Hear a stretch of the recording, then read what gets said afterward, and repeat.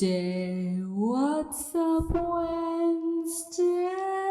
How's it going Thursday? From Friday and Saturday and Sunday, it's a weekend update.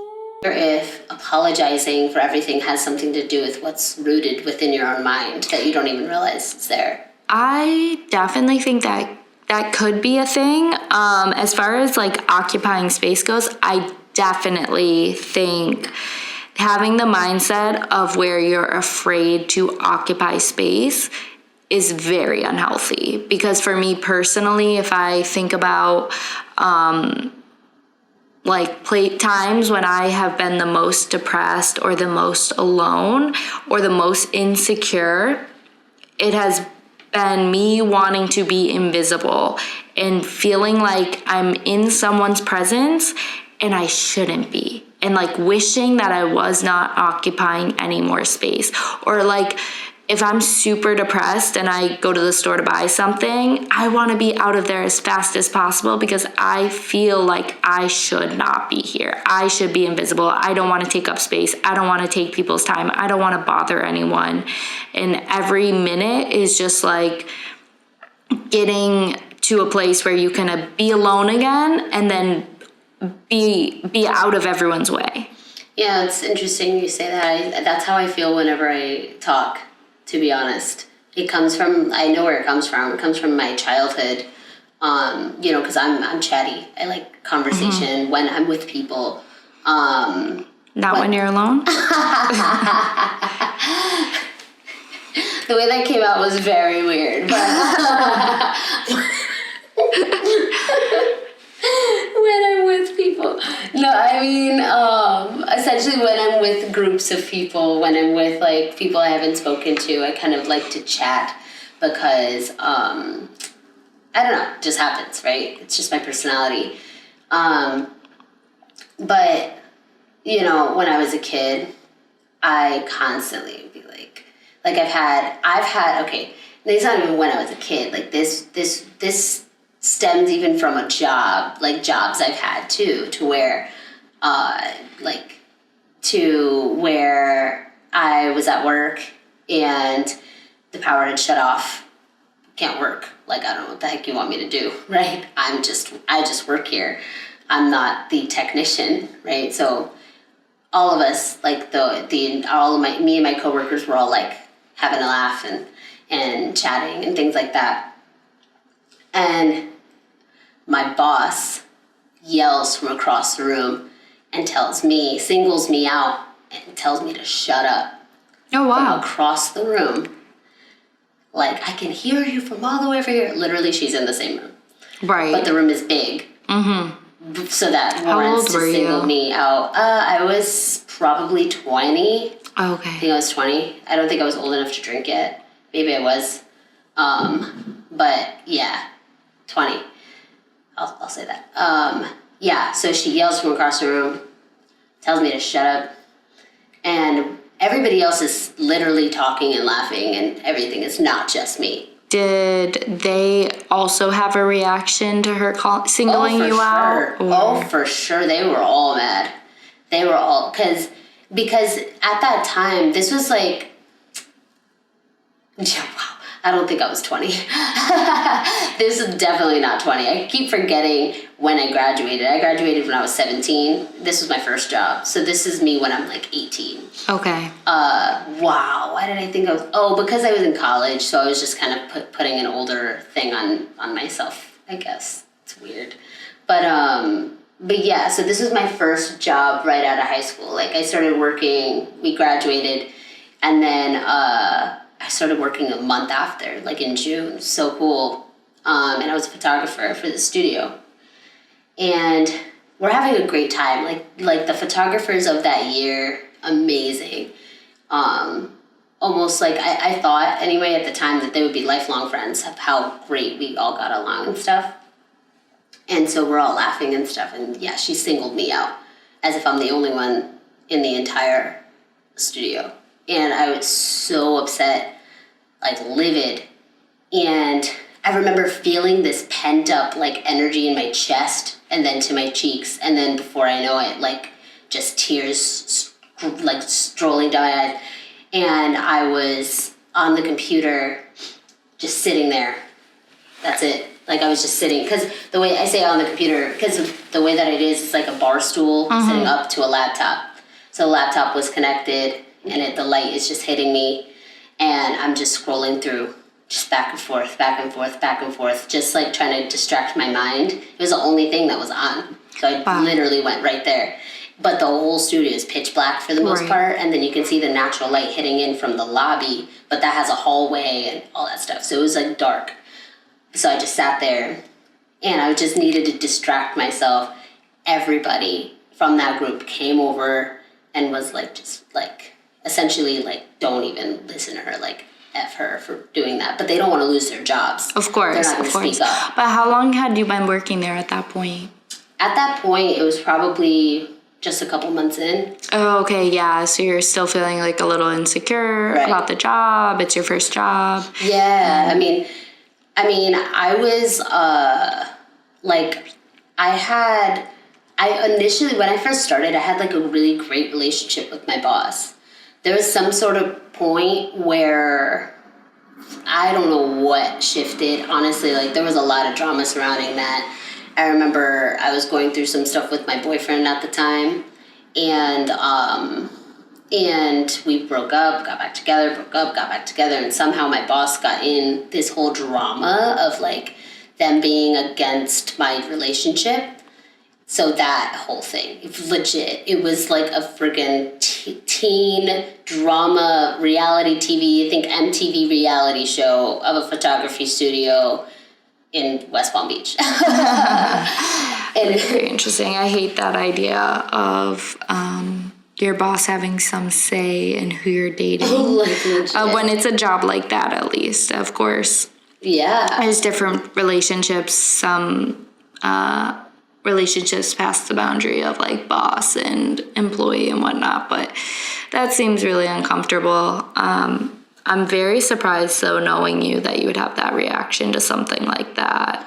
It was just, I mean, I would have that reaction of anything, though, to be honest. Like, if you were to yell, even if you, Treasa, were to yell from the top of your lungs for me to shut whatever up, across a room filled with people. Right. Like, these are students, too. Like, this is how you treat your employees. Right. Like, legit, it was just anger. Like, just, it was, I wasn't sad. I wasn't like, wow, I talked too much. It was legit just like, I want to beat you. But calling me out, yeah. Yeah, for calling me out. Like, you could, anyway, it was just childish behavior. I lost respect for her after all of that. And so, more on the point of what we were talking about, you feel like this has held within you since then? Yeah, that, and then just like kids being mean when you're younger. I mean, kids are mean. I was mean. You know what I mean? Like, I mean, I don't know if I was mean, but just essentially, like, I'm sure I could have been. I'm sure I could have said something, not really meant it, not knowing how it could affect someone, but just the constant of, like, I talk too much. Mm-hmm. You know, my ex from not too long ago, or one of my exes from not too long ago, we were really, really, really close. And one of the things I remembered when we started to kind of break away from each other was him, like, mocking me of how, like, essentially, like, making it sound like my voice is so annoying. Like, why are you even speaking right now?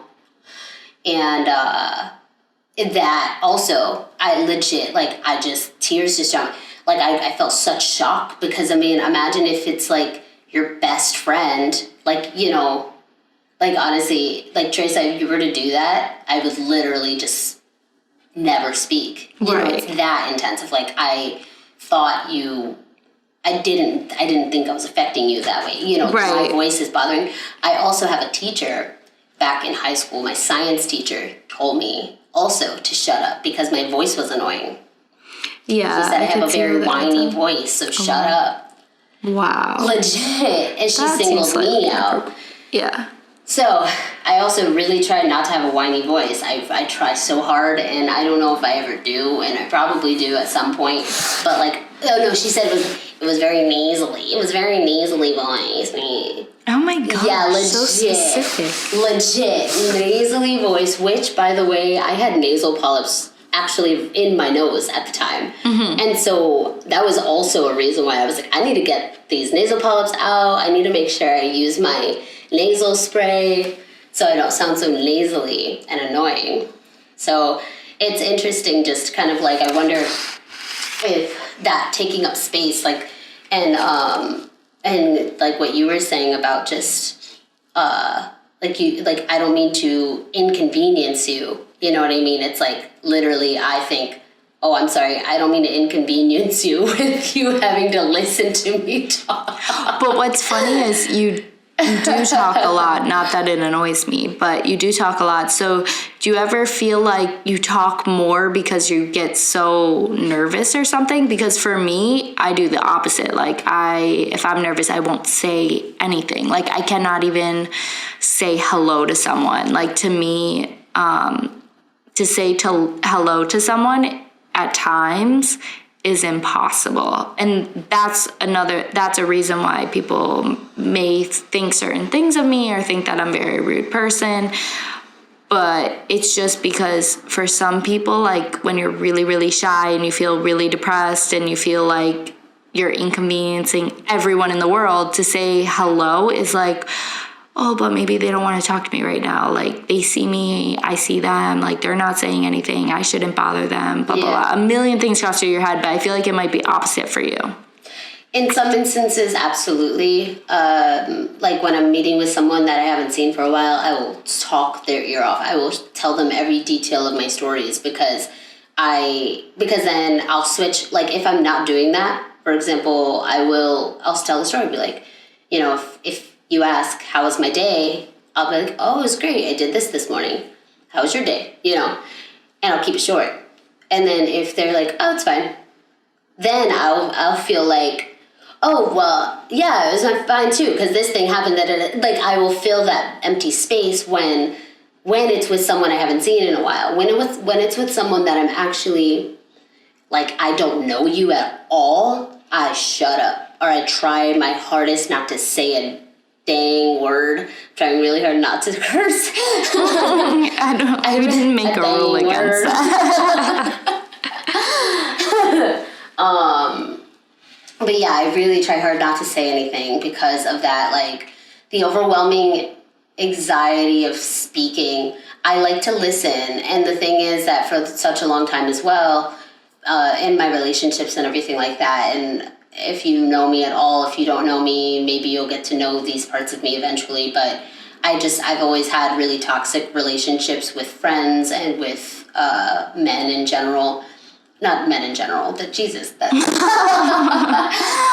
my friends and people in my life are men, so men in general. So I've actually had really toxic relationships, and then friends as a whole, and honestly, I mean, like, I keep a very close circle, and that is for a reason. That's because I feel confident enough that I can tell you something, and you're not gonna like judge me based off of my past, you know, because a lot of people relate toxic relationships with like feeling with them being pathetic people, you know, and then like it kind of carries on, and that's not the case. You know what I mean? It's like you only kind of know it when you're in it. Like, other than that, you can try to understand it, but there's going to be a level where some things happen that are fully illogical, and you cannot, like, coming from an outsider point of view, it's like if you weren't in it, you're not going to get it. You're just not going to get it. It's a whole side of, like, your brain that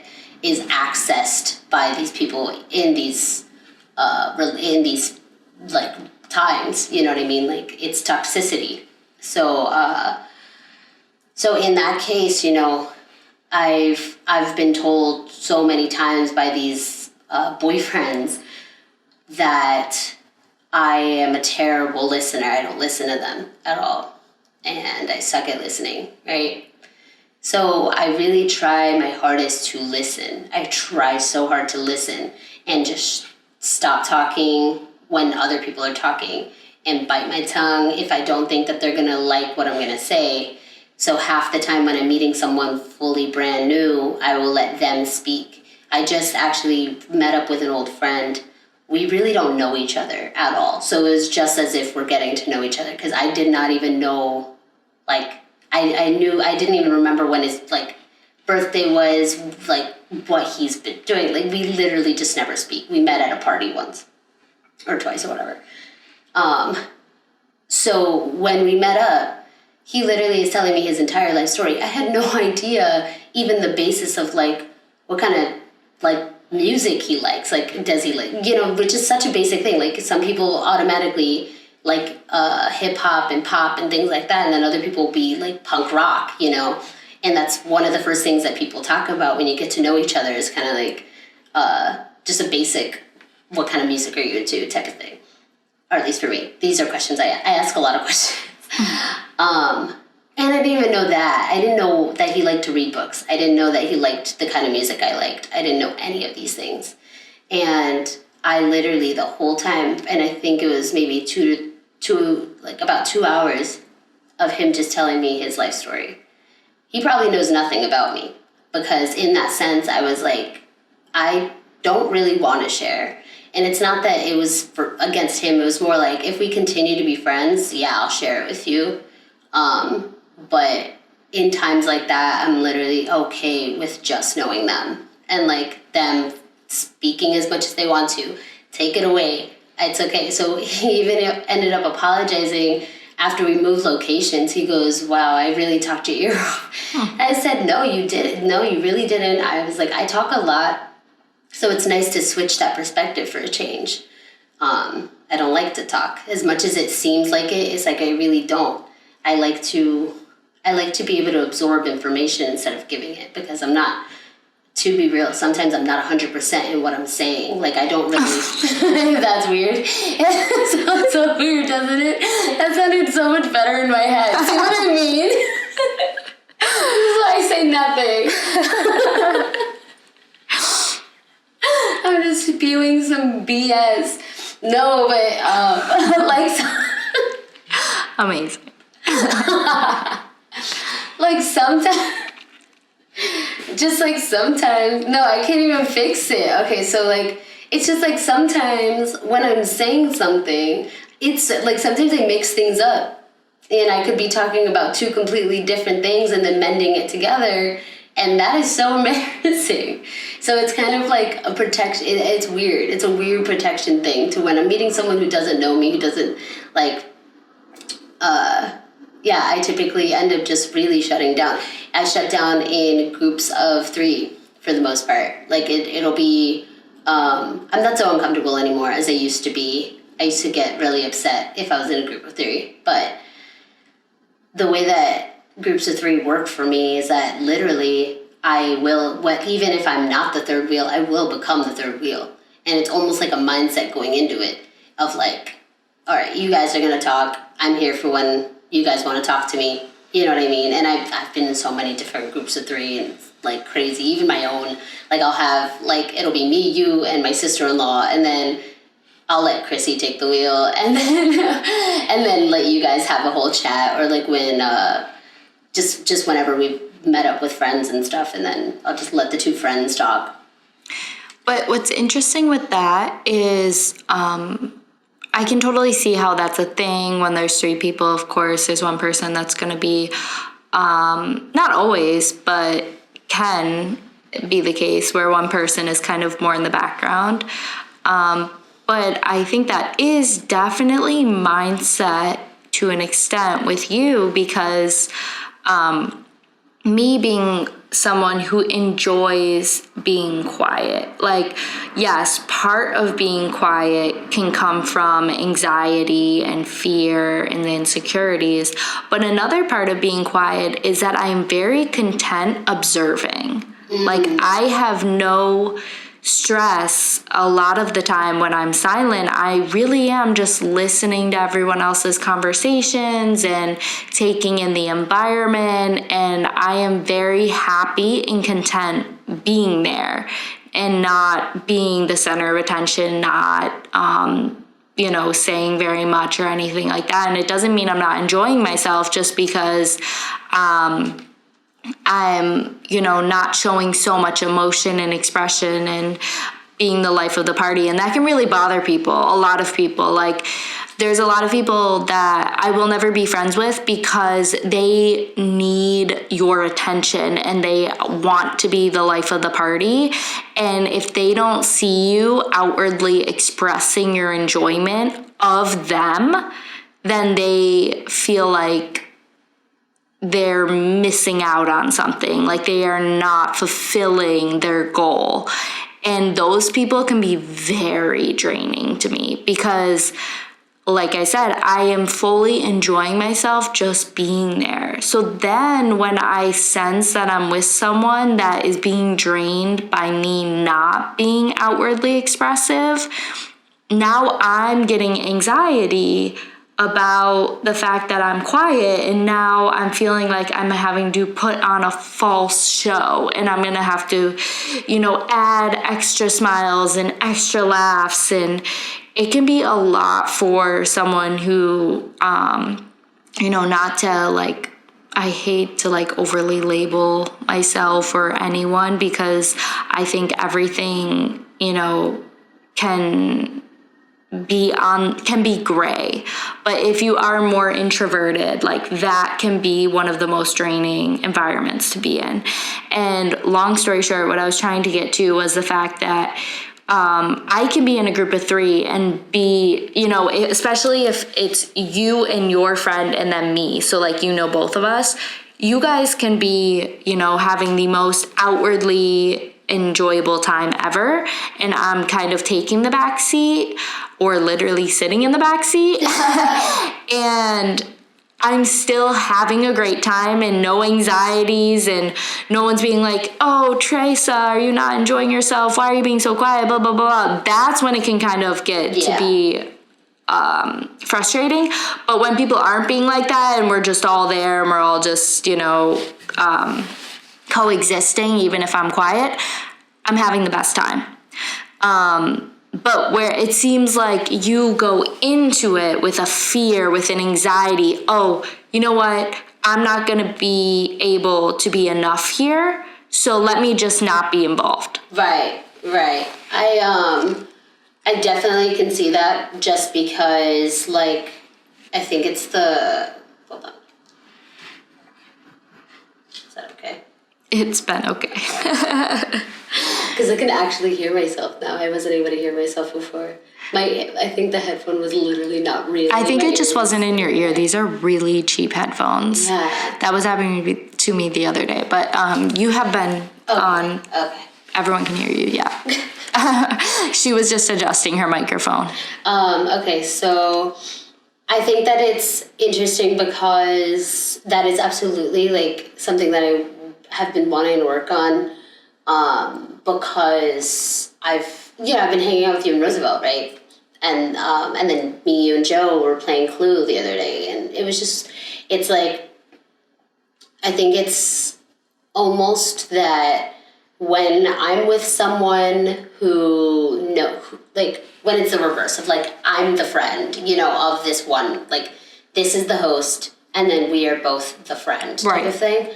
That is where my anxiety really, really skyrockets. It's because that I can see 100%. Yeah, because it's I don't know the person on the other side of this. I know the middle person, and we have our own world, and then you have your own world with them, and then we all individually have our own worlds. You know what I mean? To where it's I have my experiences, my memories, my things that you know about me. They don't know this about me, and then depending on how it's done, which you're a great host for the most part. For the most part? No, you're a great host. It's just that sometimes I still do feel that separation. That's what I mean. But I think, again, it comes down to the different types of people. for me, one, I can't control like how, if I have multiple guests here, I can't control how everyone behaves. Yeah. But going into it, like, I have no fear of being around someone who's going to be the one that knows everybody in the group. Yeah. Because I have never in my life wanted to or been the center of attention. Right. Where it might be flipped for you.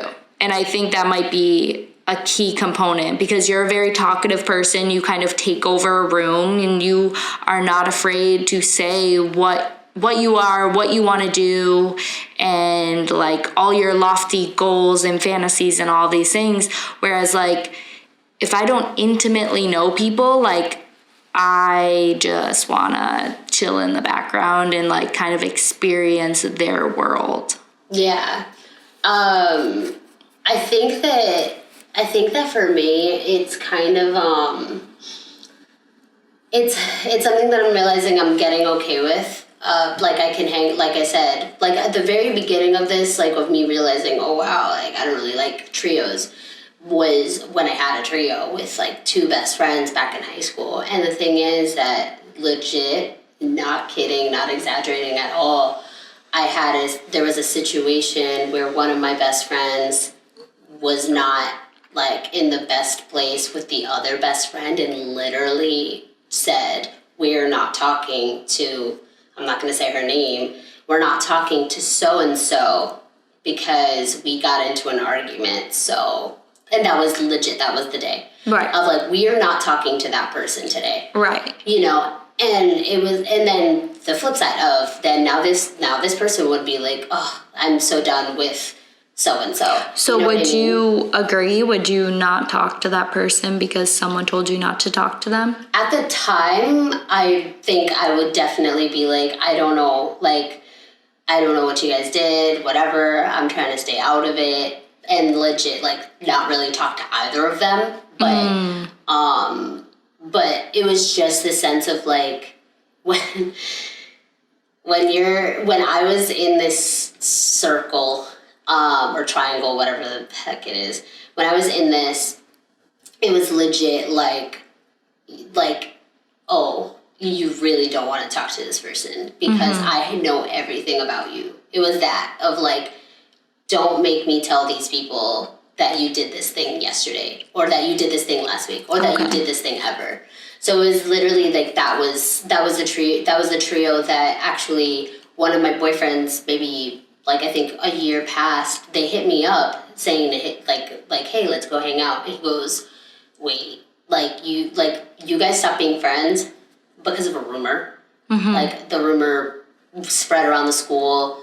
Wasn't true in any sort of the form, but they chose to believe it, and then we all stopped being friends. And that was honestly for the best, because then a year later, me and the guy were dating, and he goes, you know, they legit, like, spread so many rumors throughout the school about you going, like, being clinically crazy, being schizophrenic, being, like, they told the school that I tried to kill myself. They tried, like, legit. And he goes, and then he was hanging out with them. This is how he knew this.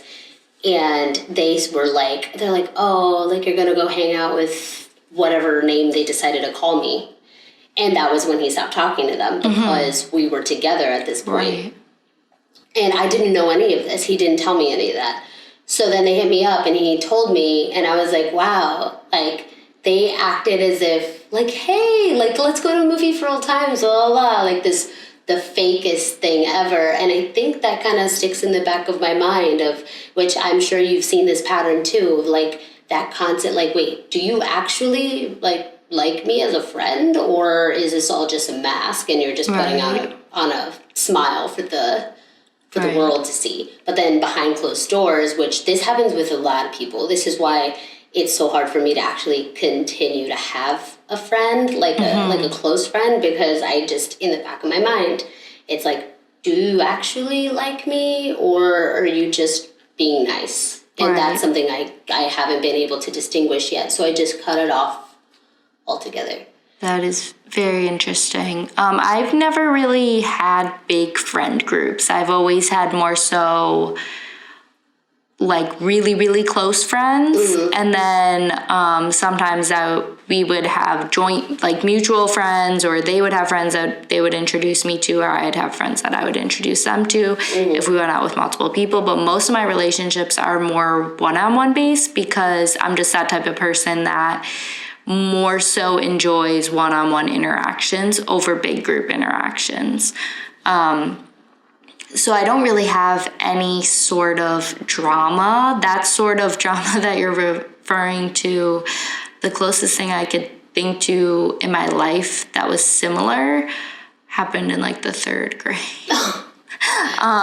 Not downplaying like how that must have affected you. Honestly, that sucks. And I feel like there's a few things that we talked about today that like I hope you're able to work through, because things that happened that long ago, you know, you don't want to still be affecting you today, because they shouldn't have any relevance on it. Like, you're not, or at least you shouldn't be around people that are going to be that petty and vindictive and just dishonest at this age and time in our life. Like, that is crazy. Yeah, absolutely. I mean, it is still like it's not something I surround myself with anymore. I will say that ended maybe like 2 years ago. It wasn't that long ago. Right, because you do have recurring situations that could be like that. Not today, but like in your life. Just in like,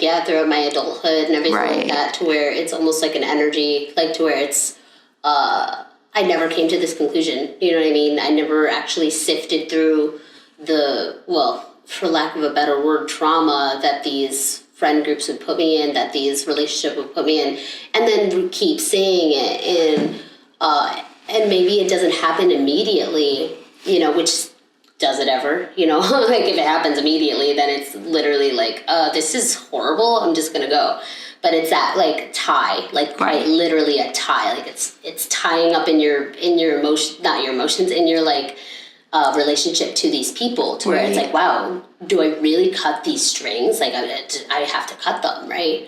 That is something I started doing last year when I was really kind of reinventing what I thought a friend was. I had this entire thing. I think I wrote it in my journal, and if I didn't, I definitely have something about it, because I was doing a lot of rediscovering myself last year. And I thought about what is it that makes me react in these ways. I will say I do not like there's a part of me that does not react that much when I lose a friend now. Like, okay, you know, like I just don't, okay, like that's cool, bye. I didn't need you. You know what I mean? Right. And it's like, and that's because of my idea of, well, you weren't really a friend in the first place. And as it seems so cold to say out loud, it's legit, it's a process in my mind of does this relationship between me and this person bring me down more than it lifts me up? Because in that case, it's not about what you can do for me, right? But it's essentially about the energy surrounding the entire relationship. If it isn't worth the energy and the time, and if I end up always leaving feeling drained, then that is a toxic friendship or relationship, whatever. Like, it's just toxic for your energy. It doesn't necessarily mean they're a toxic person, but just that like, I don't really have that connection to where... Some people just don't... their vibe, their energy, their mindset, it's, exactly what you're saying. It just doesn't mesh. Right. Like, it's not, like you said, they're a bad person. It's just they get under your skin. For sure. They don't feel, it doesn't feel like they're, what's the word, like, genuine. Yes. Certain energies feel so phony. Right. To your energy. Like, it's a very personal thing because obviously I'm sure they have close friends where it feels amazing when they're together. But, you know, with you personally, sometimes it's just like, there's something about that person that I just cannot be around them. No matter what way we do things, it just doesn't work. Or maybe like you only work with them in a certain place. Like, Right. okay, I work with them on like an actual work level. Like, we can create projects together, and that's awesome. But then whenever we seem to associate outside of work, it's off, or vice versa. Right. Which, you know, it's an interesting dynamic to have that kind of like, that sort of interaction, because when you're working, especially when you're working on a project, it's like, wow, this person's amazing, you know, like just always on it. And then just time passes and things, and the project is over. And now you guys are chatting the way that you did, but you never really get to anywhere. You don't really, the conversation isn't very... It isn't deep. You don't have any connection anymore. Exactly. This sounds awful, but sometimes you just feel like, I don't care about what you're talking about. Yeah, right. And it's like, and it's interesting, you know, kind of going back to like that thing we were saying about feeling like we just cannot, like, that we don't deserve to occupy this space. It's almost like, for me, when I'm in those types of situations, I'm like, I guess I'll be here, you know, because I'm right. And again, that goes back to giving yourself enough credit, right, and like owning that you deserve to be able to say, you know what, I am not enjoying this interaction. Exactly. So I'm going to remove myself. Right.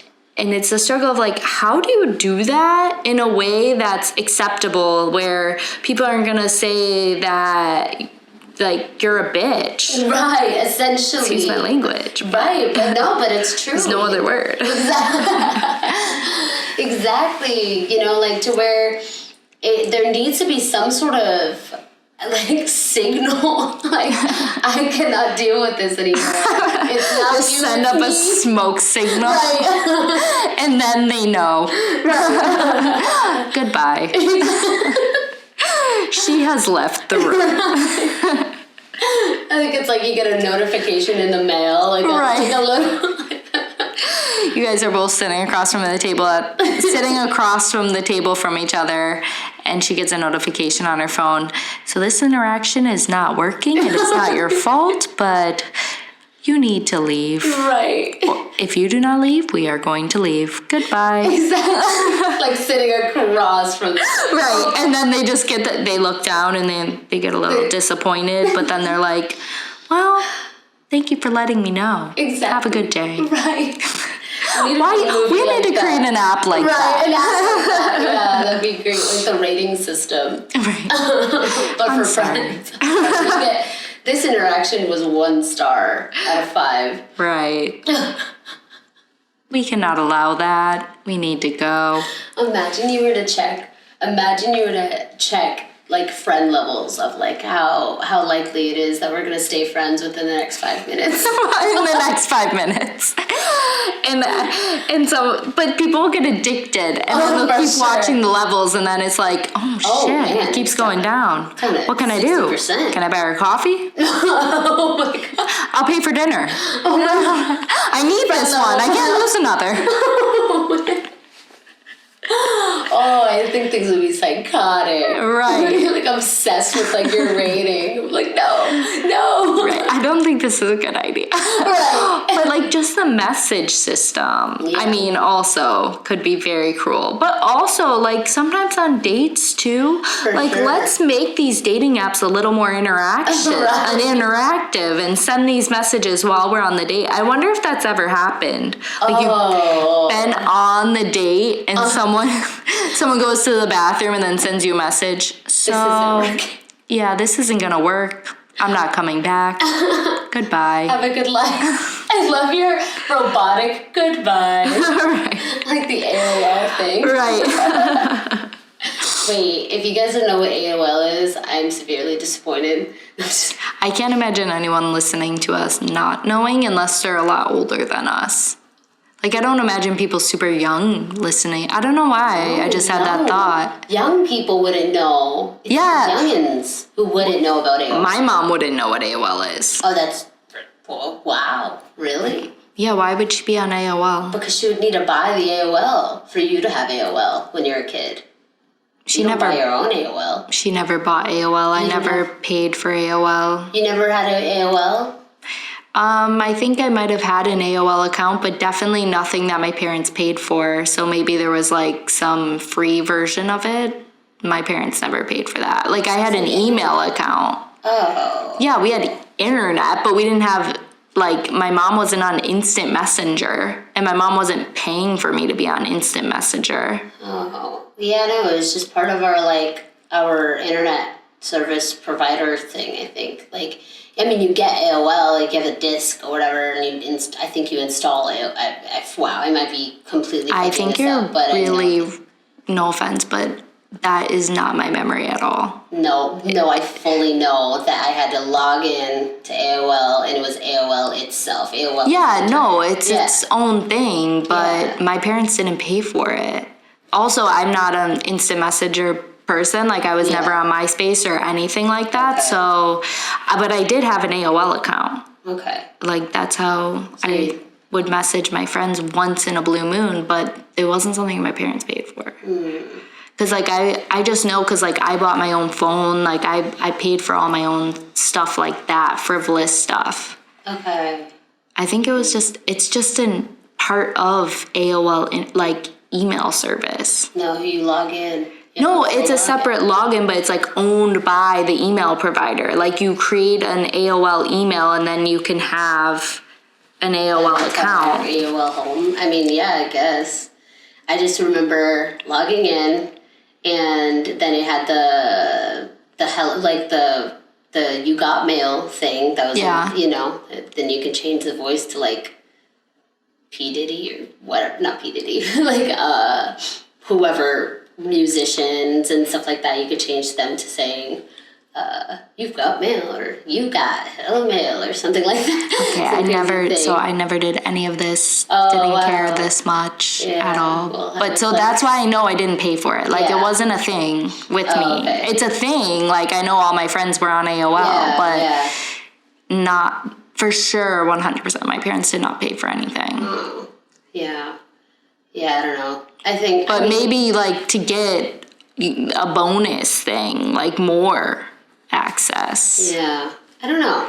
I mean, I'll have to ask my mom to see if she paid for it. I just knew that when she paid for internet. No, yeah, I know. I'm saying AOL specific. Yeah. Because I know that was like the first thing that, like, after you do the phone thing and it's like the dial-up. Like, like, I don't know how to make the noise. But all that noise, that would literally be the first thing that pops up, and like, you got mail, whatever. And that is literally like all I did, because I wasn't really allowed to surf the internet at that age like that. Because then I would end up getting into like viruses, signing up for things I shouldn't be signing up for. I will I definitely got viruses on the computer because of that. Like, you just won $1,000 for this thing, and then you just put your name. Legit. And my mom had to tell me. She was like, those aren't, I mean, some of them are real, but a lot of them aren't real. Right. And she's like, they're scams. And then she would have to explain what a scam is and all these things, and like, yeah, all of that. Oh my gosh. What do you mean? I just have a very different personality than you, so like, I didn't have any of that. Oh, yeah. Like, I remember when my first experiences with the computer were, I can't really remember like what exactly I did on the very first computer, because that thing was like a little tiny Apple thing that was like black, like the screen was black and it just had writing like that. Wow. Like pre-dial-up. I remember us having one of those. And then I don't know what you did on it. Maybe played a game or something. I'm not like a game person. Like, I don't care. I played like this pop star game and like a Barbie game, like when I first got a computer. And then I would play Sims. And of course, like as a teenager, we had AOL, and MySpace was the thing at that time, like right after, pretty soon after. I did not have a MySpace. My friends would always say, let me make you a MySpace and let me make you a Facebook. Like, no, I didn't ever have that stuff. So like, when I eventually was like actually searching the web, I feel like I ended up having a laptop that I bought myself. Oh. And before that, I had like an iPad or an iPod that I bought myself, and then I would like put music on it, and that would. But I feel like I even had a laptop when I had an iPod. I don't know, but I would have to save up and buy these things, and then I would just use the internet to search for movies to watch online. Eventually, when that came out, but before that, all I did on the computer was like play Sims, and that's it. And I didn't care about chat rooms. I never felt the need to talk to random people online unless my friends were doing it and I was there. Yeah, no, fully different interaction. I was the type to type in the random search bars, like random words that pop up in my head and see what come up, and then kind of link to that or whatever. I would play Diva Stars online. To all of you guys. Diva Stars. That was what I played, not Pop Stars. Diva Stars. Pop Stars was a show on TV. Oh, I don't know. Yeah, it was like one of those dancing shows where they become... I only know it was called Pop Stars because my first email was popstar420@hotmail.com. Oh, okay. That's amazing. No, yeah, I played Diva Stars. I remember, I think Polly Pocket had a thing online as well. Loved Polly Pocket. It was... The interesting thing to me... So I am saying I play Barbie games and stuff like that. But like... Because we're different ages. Yeah. So like when you were going online, you were a lot younger than me. So I didn't do that. Like the thing... Like when you're like, she had to explain a scam to me. Like, no one had to explain a scam to me. Like that doesn't... Like, obviously, no, like, I just knew certain things already by the time I was going online. Yeah. No, I was definitely, like, I mean, I honestly don't remember, though my first real memory is, I think, when I was, like my first real memory constant of me being online was when I was 7. We moved to a certain house, and I would be obsessed over playing, Diva Stars, and like literally Diva Stars. I have this very specific memory of eating chicken and Diva Stars. Like literally. I think my dad bringing me chicken. I think I was really sick. That's probably also why, because I remember he would make me fried chicken whenever I was sick, whenever I had a fever or anything like that. He'd make me fried chicken, but this was like grilled chicken. And so the grilled chicken with the Diva Stars, and we had the computer. We had the computer against the wall, and then the kitchen right here. And so my dad bringing it over, and me literally playing Diva Stars, getting my disgusting fingers all over the keyboard and having to regret that later because forgetting that I had the disgusting fingers over the keyboard. Then I went to go play, and then I had to go clean my hands and the keyboard later on. But that is my very vivid memory of being like so obsessed with the internet. But also I loved playing with the You Got Mail stuff. I loved IMing my cousin. She was the one who taught me LOL, didn't know what that was. And she was like, LOL means laugh out loud. And I never did AOL that much. So like, I don't even remember stuff like that. Oh, I just remember, AOL. Like I didn't even pay attention to what all those different, what is the word for that again? You know what I'm saying? They're so part of our lives now that we just fully forgot. Right. But yeah, so I feel like I was a little behind in that way because I just wasn't interested. Oh, okay. Because I'm so antisocial. Right. So like I would just go outside and like knock on my one friend's door rather than doing that. So I had my best friend live diagonally across the street from me. And then I had my cousin, well, not my cousin, but like an old friend of my mom's, like they grew up together and all that stuff, and then his daughter or whatever. Well, his stepdaughter. But anyway, me and Raylan. So Raylan lived across the street from me.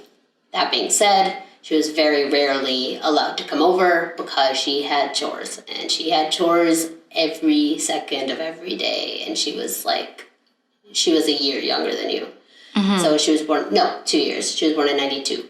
So I would always want to go over there. There's always some reason why she can't come. And I'm literally, I remember her having, something to hold her hair back or whatever. She's wearing, raggedy clothes, and she's, scrubbing the floors, and she's doing all these things, taking care of her little brother, while her parents leave and stuff like that. And it was kind of, seeing that was, I remember going up to her window once and knocking on the window. Apparently she had gotten grounded because she didn't clean or something like that. And I remember just sitting out there talking to her at the window because, cell phones weren't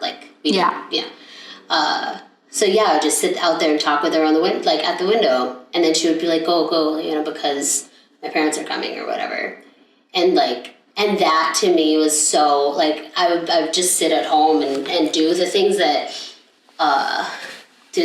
kept me occupied, kept my brain kind of busy, because then on the flip side, my other friend, I never got grounded because my parents like to sit with me and talk with me, and maybe they'll put me in time out, but they won't ground me. They won't be like, all right, you're not allowed to do anything all day. You're going to sit in your room with nothing to do. You're not going to get dinner. You're not sometimes it's that extent, like Raylan had that extent of you are not going to eat dinner tonight, go to bed. And after being a kid who runs around and plays and stuff, you're probably starving. I'm sorry, I didn't mean to not do the dishes right away. Something like that, to where it was that extent. But I remember wanting to go out and play or whatever. And I'm not allowed to play by myself. There were just a lot of rumors of rapists in the area of where I lived and stuff. We didn't know where they lived, so there was a point where going outside and playing was only when my friends were allowed to. So, which, even back then I didn't really keep a lot of friends. I think. You know what I mean? Friends at school, absolutely, but then friends at home to actually come over, everyone had their own little rules. Right. I was the only one with the freedom to go over their houses, and thank God, because we would literally never speak other than school. And if we didn't go to school together, well, nice knowing you. Right. You know what I mean? So I was obsessed with being online because this was a way that I could chat with my cousins or my friends or whatever. I would just tell them, I'm like, all right, go online, go on AIM. And then... Oh my gosh, I think we have been calling it AOL this whole time, but it was AIM. Well, AOL-IM, right? Yeah. Yeah. So, but to be more clear. Yeah, so AIM... is owned by AOL. Yeah, exactly. They work, obviously, together. And that's AIM is essentially the shorter of the initial AOL Instant Messenger. Then we started doing AIM. And then they became two separate emails, which they actually just changed. They changed it back to AOL.com. Which was very confusing for me as to why I couldn't log into my old accounts for a while because they switched it. But yes, so AIM, so Instant Messenger, I would tell them, go on AIM, I'll talk to you there or whatever. And then they would tell me what's going on. And I remember being able to switch the font colors and switch the fonts as a whole. I remember emoticons, which are our very well beloved emojis, but at the beginning it was emoticons. And you would have these emoticons, and you can download sparkly ones or download cute ones, and you would have to go to the emoticon website to download these things.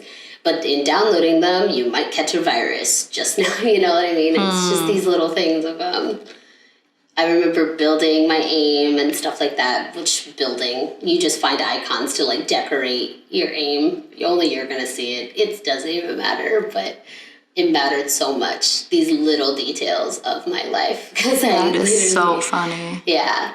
But it wasn't to the point where I was allowed to stay on so long. Obviously, if you're on the internet, well, I guess not obviously. For those of you who don't understand, if you're on the internet, you cannot use the phone. So, my mom would be on the phone, the internet wouldn't work, And then I also couldn't call my friends. I felt very lonely. So then I actually was I was fortunate enough to have a pool. So then I'd go in the back, be in the pool, go with my brother, and then that's it. And it would just be like my little world of like my house, the front of my house, if my friends were allowed. We also lived right by the street, so my mom kind of just taking that precaution. I was not going to go out to the street, but we literally lived next to a major highway. So yeah, I don't know where that went. That was a really long tangent. Interesting, though. Thinking about that and not being able to use the phone if you're on the internet, I forgot about that.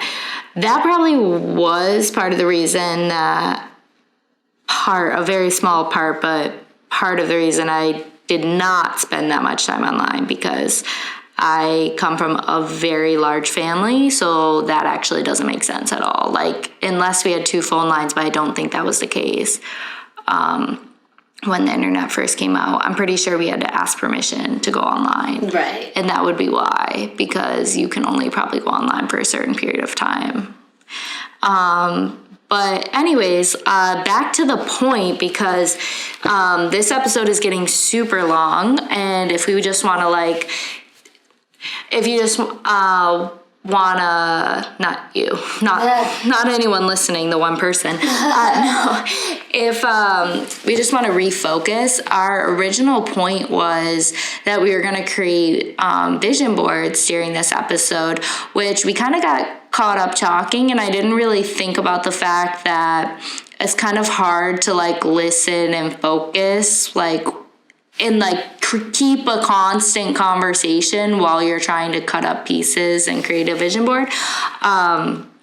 So to be completely honest, we haven't done very much cutting. But still, the idea is still there.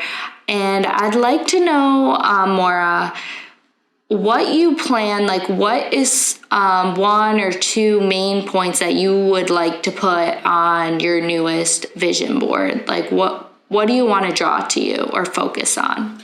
I actually am so happy you asked that. I want to make my apartment. That is my one thing that I just keep picturing in my mind, is living back here in New York, in a different borough, maybe Lower Manhattan. If I can really push my manifestation skills, it will be Lower Manhattan.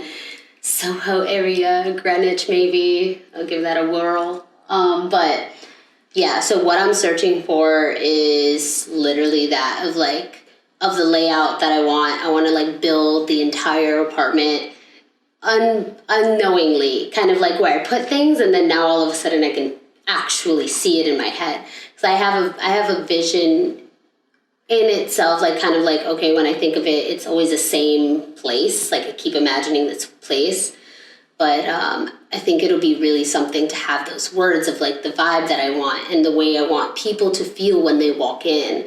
I want people to give it, honestly, one of the words I'm looking for is fresh.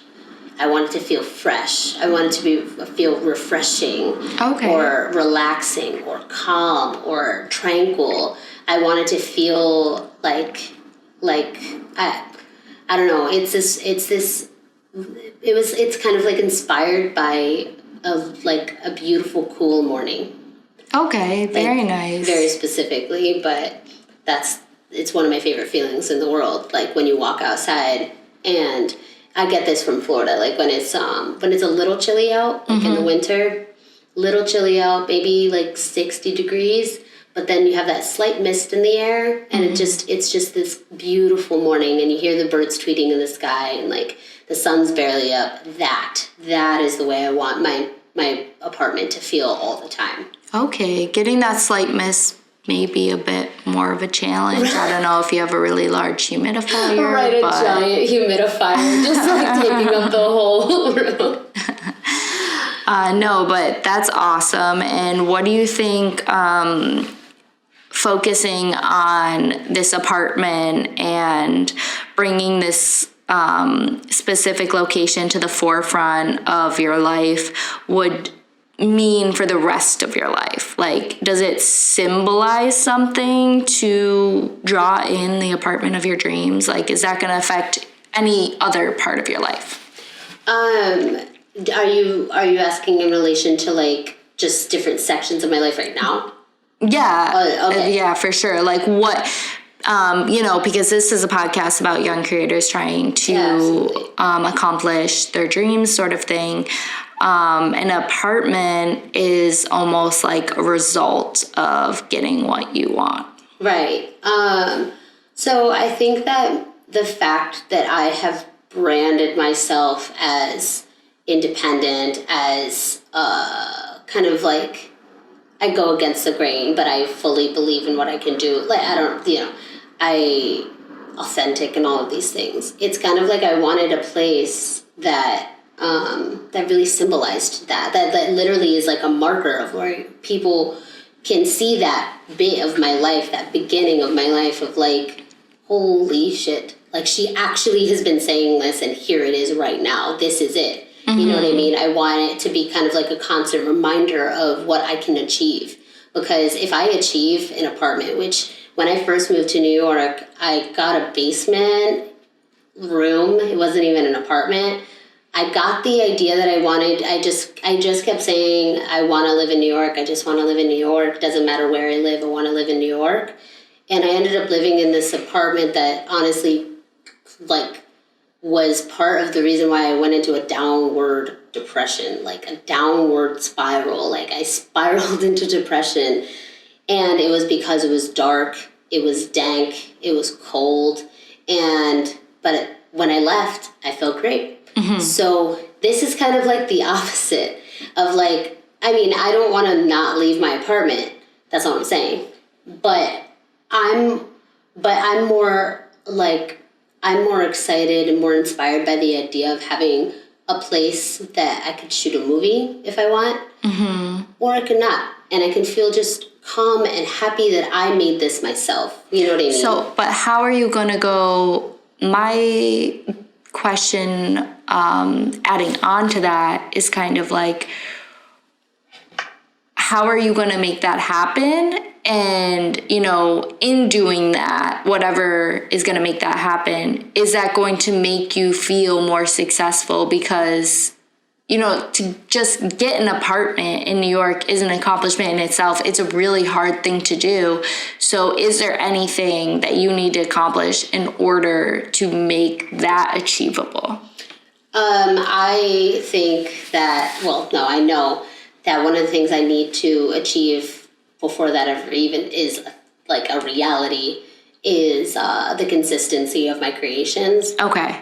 Because I've put this goal to make a movie once a month, right? Mm-hmm. Have not done that at all. I actually, I was supposed to film a music video this weekend, but I was like, it doesn't need to be done. It literally does not need to be done. That being said, I kind of swept the rug out from under myself in doing that, because now I'm like, whoa, like, I was supposed to do a lot. Well, I had a lot of plans this month that I mm-hmm. fully forgot about because I was thinking like, well, it doesn't need to be done right now. Right. Which is the excuse of the century for me. Of like, it doesn't need to be done right now. I could do it next time. Mm-hmm. I could do it the following time. Mm-hmm. And I kind of went in this entire trip thinking that of like, it doesn't need to be done. Doesn't need to be done. And now I'm not consistent. Now, which it's not now, but like from the week before, I didn't make a movie or I didn't make a video. Every week I was also supposed to make a smaller video, a small creative, like it doesn't even friggin' matter if I'm making dinner for myself, I'm making coffee, I'm making, whatever. I wanted to create cinematic sequences of whatever stuff just to improve my cinematics. Like when I actually shoot a movie, I want it to look like a frickin' movie. Like I don't want it to look like a vlog style, you know what I mean? Like, or a travel film, you know what I mean? I'm done with doing travel films. If I'm going to do a travel film, it's going to be an actual story-based film, you know what I mean? I want to tell stories in the little things I do. So I was actually supposed to be making story-based, like 2-minute videos on YouTube every Monday. I posted every Monday. And then eventually that would end up leading to me doing a bigger project that I feel more comfortable with once I get that consistent schedule down. I have not done that. But you still have, so what's today? Today is Tuesday. So you didn't post yesterday. Right. So you have not failed. Well, I didn't post last week either. Okay, but before. Oh, okay, so this is going on 3 weeks. This is going on, yeah. Okay, well, you haven't failed this week. So go home, get out of my apartment, and make a cinematic sequence. That's what you want to do. You want to do a 2-minute sequence. I'm saying it as if it's easy, and I don't mean to. I know it's not. Of course, but by the end of the week, try your very best to put out a cinematic sequence. Right. I mean, I could honestly it's so easy to make a cinematic sequence out of anything. And that's why it's so like, wow, that's why I feel so extra heavy, because I'm like, well, it could be anything. Why haven't I done it yet? Oh my God, week 2, I still haven't done it yet. It feels almost like tripping yourself. Like, wow, that was so simple. I could have just avoided this altogether. I could have just done it to begin with. And that, I feel like I get in this trap all the time, and something that I let hold myself back over and over again is the idea of, well, I said I was going to post on Monday, so I guess I'm going to wait till next Monday. I feel like that's a really bad habit that we need to get out of, because we are our own boss. Like, if we miss the deadline this Monday, why the heck are we waiting till next Monday? We can post on Tuesday. No one even knows that we're posting. It's fine. Yes. So that is something that I think I'm realizing. So, it's kind of like, even if we did have people looking forward to it, because I will say that I have been hit up before, been like, did you post a video? No. Are you posting it later? What's going on? I got this twice, and I was like, it was by the same person, but whatever. I didn't. And that person was her mom? No, I'm just kidding. I'm kidding. It was a friend of mine, okay? But no, this is still, it gave me the anxiety of oh my God, I haven't posted. But honestly, she would have loved to see it the next day too. Of or course. The following day. Of course. You know what I mean? And then and it's literally if, for example, our favorite TV show were to somehow, let's say somehow the power was off on Monday on the entire world, they could not post this episode of the TV show. They would probably not post it. They would be power's back on Tuesday. Power's back on in the whole world. And they would probably be due to the worldwide power outage, which, wow, that'd be wild if that happened. But due to the worldwide power outage, we apologize that the show was not on. Here you go. They would still end up getting posted. They wouldn't just stop posting. I mean, obviously, this is very we this would not happen. Mm-hmm. But in case it ever did, these giant productions would be we apologize for any inconvenience that our network was down. We could not actually schedule the episode or whatever. Or we couldn't air this episode on, you know what I mean? Because that's happened to where it's we couldn't air this day, we aired it today. Mm-hmm. And that is, they're not losing any sleep over it. I mean, maybe some people are, because they're we have to do this, you know what I mean? Right. As a corporation. But it's literally that it's while the fans would be almost wait, where is it? Why hasn't it been up? They would also watch it the following day. It's not like they're going to just stop watching you. Mm-hmm. If that makes sense. Definitely. I think that the problem comes with, and I've listened to podcasts and stuff and watched videos on this now recently, of the consistency, not meaning consistent every Monday at 5 p.m., consistent to where you're constantly putting that foot forward to put out your work of if you had it on Monday at 5 p.m., like you said, it does not need to be next Monday at 5 p.m. it could be Tuesday at 12 p.m. or Tuesday at 3 p.m. Right. You know, like, I put it out. You know what I mean? Like, it's put out, it's done. That week is done now. It's like, I think that's where I kind of get stuck, is that, man, I missed my Monday at 12. You know, because I typically post Monday at 12 or Monday at 11. One of the two. It's been so long, I don't even remember. But you know, to where I'm like, all right, well, next week, even just now, I was thinking, wow, I guess I'll post for next Monday. I could actually post tomorrow. Tomorrow's Wednesday. Right. But and Wednesdays are with Mora. yes, Wednesdays with Mora. Tune in to Walking Produce. We'll see what I'm doing with that, I guess, because my cinematic sequence could actually be anything. And I think that's where I lose myself, is that, like, I think of this grand idea, this bigger than me message every single time I go to film. And I'm like, this means nothing. Well, that's quite the point of, like, right now, all it means is I'm learning how to do this, like, artistically. Right. I'm making coffee. I'm making it amazingly. Like, I'm filming it in this beautiful sequence. Right. Something that I can edit later, piece together. And then with that, I think I would form a bigger bait. I know I would. So that's the thing, is actually being consistent, putting my work out, because I know how, like, I could be. And I know I could be a lot better than I am. You know, I know that I could put a lot more effort than I do. And I think that it's my biggest challenge as well, is, like, I'm typically more okay with doing someone else's project. Like, even though I don't necessarily want to do it more than my own, it's just that I'm more likely to be like, oh yeah, you want me to film something for you? Yeah, absolutely, I'll do it. You know what I mean? Versus me being like, oh, I can't do your video, I'm gonna do mine.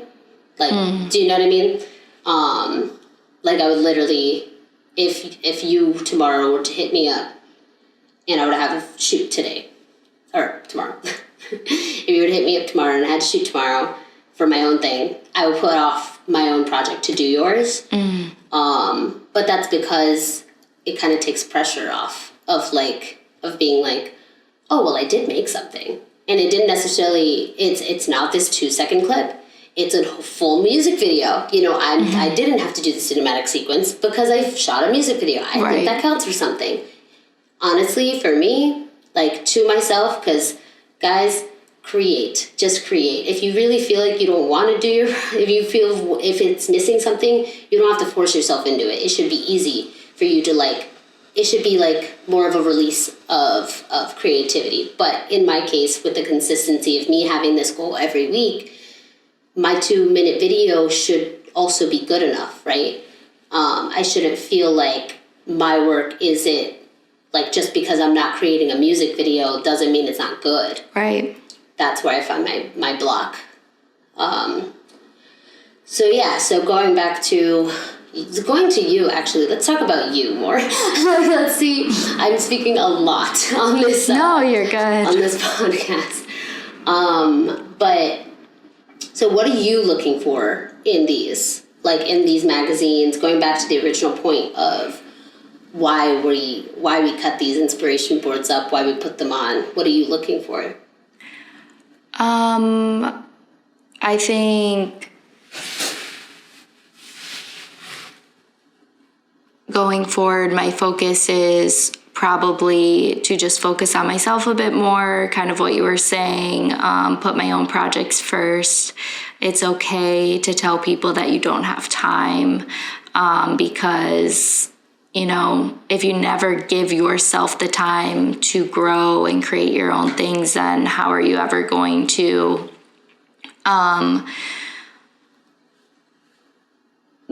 do good work for other people? I mean, I'm not saying I don't do good work for other people, being that I never create my own things, really, not what I want. Just that, you know, I don't think I've ever given myself the chance to achieve my true dreams. I've started to in the past many times, and then focus kind of shifted. Life makes things happen. So I think moving forward, I just want to reevaluate what my goals are and create a vision board for who I want to be in the future. I want it to be a little bit more broad than yours because I am just at a little bit of different place in my life. So I, want to put people on the board that kind of inspire me as far as like who they are as maybe a mother, because who knows, maybe that will happen.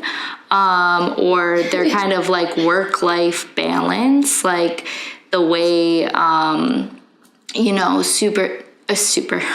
certain people are able to balance, certain people are able to balance like having more freedom with their personal life because they are financially independent. They don't have to work for a corporation and have a 9-to-5 job.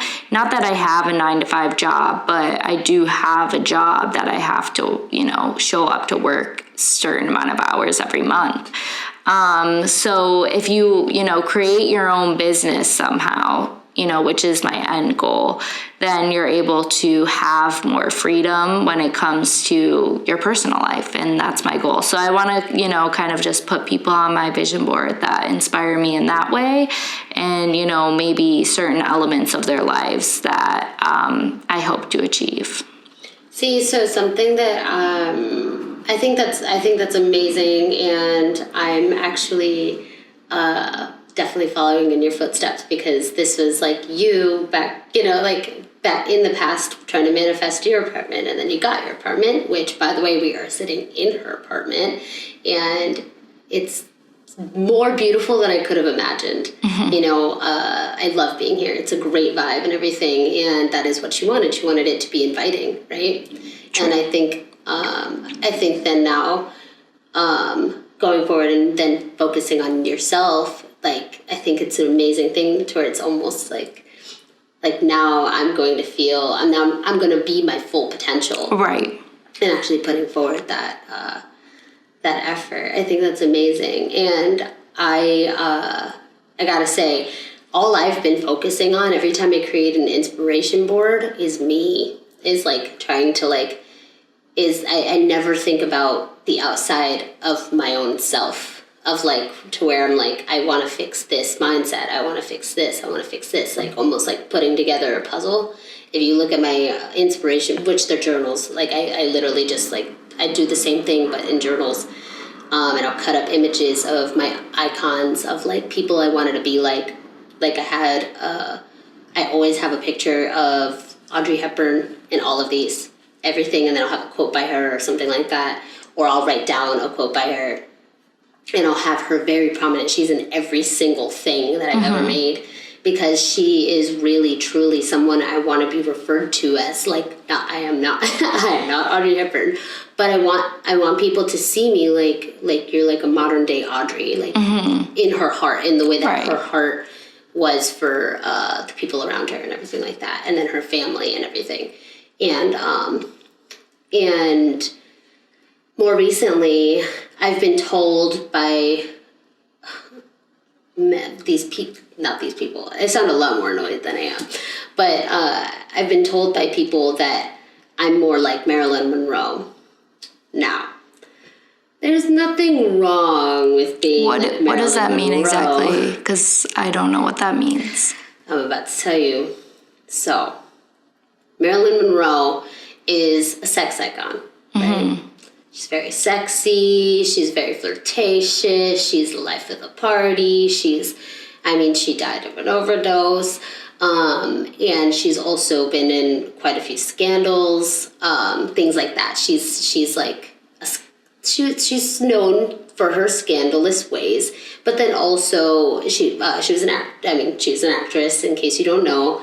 An actress, I think she can sing, at least she's saying Happy Birthday, Mr. President, and then was in Some Like It Hot and some other movies and stuff.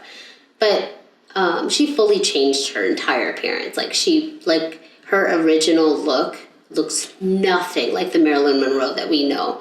She was kind of like a small town kind of girl with brown hair and just almost covered up. And then she decided to become who we know her as, dyed her hair fully blonde and started showing off her figure. And she actually almost studied people to understand what makes them drawn to you. And she's also fully a feminist, I believe, which shows a lot. Like, she's all for women. Sometimes, though, like, it gets a little twisted in my mind of, like, I don't really necessarily want to be associated in that way. Like, I'm not this, like, sexy outburst kind of, that sounds so weird. It's hard to put this into words, but pretty much, I never really liked Marilyn Monroe. I would put that out there. I never really liked her. Did you not like her, or did you not resonate with her? Like, did you outwardly not like her? I outwardly didn't like her for the longest time. Okay. I just didn't, I don't think I understood where she was coming from. Now I'm starting to kind of understand. Maybe that was, because kids my age at the time, why are you looking up to this woman that you really cannot, like, you're going to put yourself out there like that, you know? And so that's how I felt. As I'm getting older, I started to understand that it's not even necessarily about, like, being the sexiest woman on the street, but more about the confidence that you are, it's what you believe you are, right? And that is her message, she is who she is. She doesn't care about what you think. And maybe she does, and maybe that's the point of, like, why she is doing it. But the energy she puts out is, I don't care what you think of me, I'm gonna be me, right? So I started putting her images on my stuff as well. Not as crazy as Audrey's, because I will put like 10 photos of Audrey and one image of Marilyn Monroe. And that was because I had a talk with my friend about this, and she was like, no, you are totally Marilyn Monroe in the best way. She was like, in like all of the greatest ways,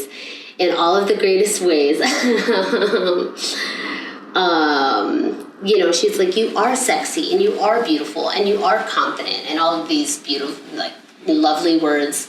And, but I still, like, I could not understand why I'm more Marilyn.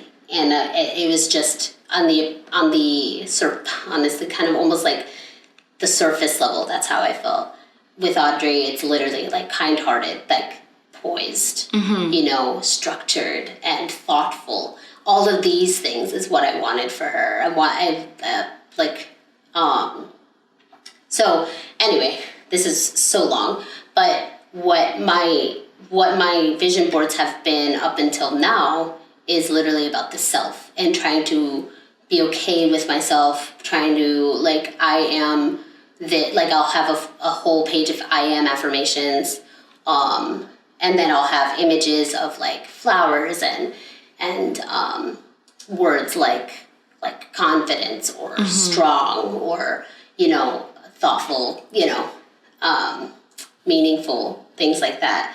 And that is literally every single thing. That in relationships, because, let's be real, like, I'm quite the perfectionist when it comes to perfecting my ideal relationship. I will piece together all the ideals and then put a little bit of issues that we might deal with.